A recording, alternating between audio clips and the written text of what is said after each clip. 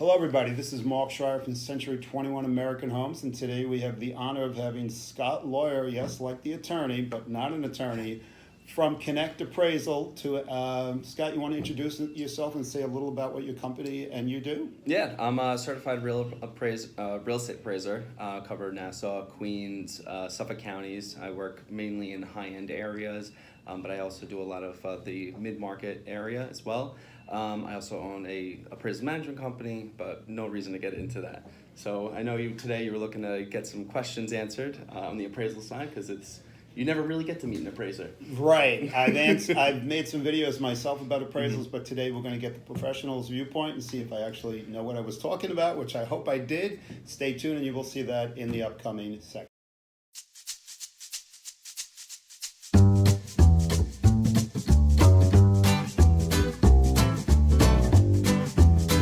Okay, Scott, I have a couple of questions for you, and hopefully this will be helpful to the people out there who are considering selling their house or getting a value for their house. As a realtor, when I sit down with clients or prospective clients, the big thing they want to know, one of the major questions they have is, what is my home worth? And I try to explain to them that your home has got one value for sales. It's got a market value, actually, like a home value. Then it's got the proper way to market it, so that's another value. And then it's got the appraisal value. Right. So Scott is going to help us understand a little more about the appraisal value of a house. Scott? Okay. First thing I always like to mention is that the reason you're getting an appraisal is because the bank is making a loan on your house. So they hire the appraiser to figure out how much the home is worth so they can make a determination of how much they want to loan to you based on the value of that house.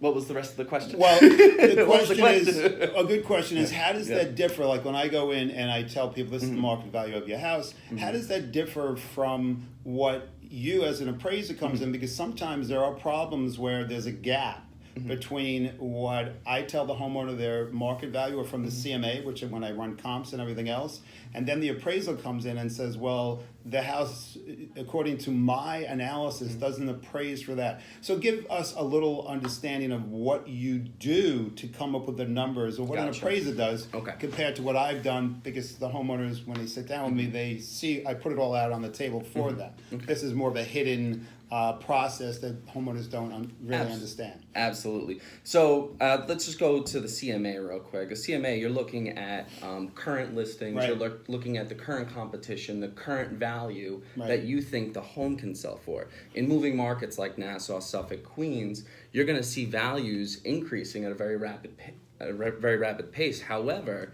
when an appraiser looks at the data, we're always going to be 3 months behind. Right. And we're 3 to 6 months behind because data hasn't caught up yet to where you guys are selling.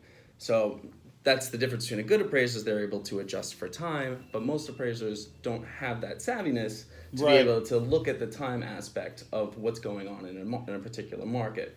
Okay, so from what I'm understanding, it's more of a timing issue. The realtor can uses more local real-time comps, and the appraiser is set a little far back. Is there ever a situation, maybe not in your company, but some appraisers that they actually do an appraisal and they've never been to the property? Can they do it online and through Google Maps and stuff like that? So there's certain loan types where you could actually get what's called a drive-by appraisal. Basically an appraiser, let's say you've bought your home recently and you want to get a refinance or whatnot, they can hire an appraiser to do a drive-by on the property where they just take a picture from the exterior. They don't know what's going on inside. And then they make what's called an extraordinary assumption that the inside is in good condition, and then they compare it to other houses. But it's very rare to see that on a purchase because the bank really wants to know what's inside the home for that purchase. Okay, thank you.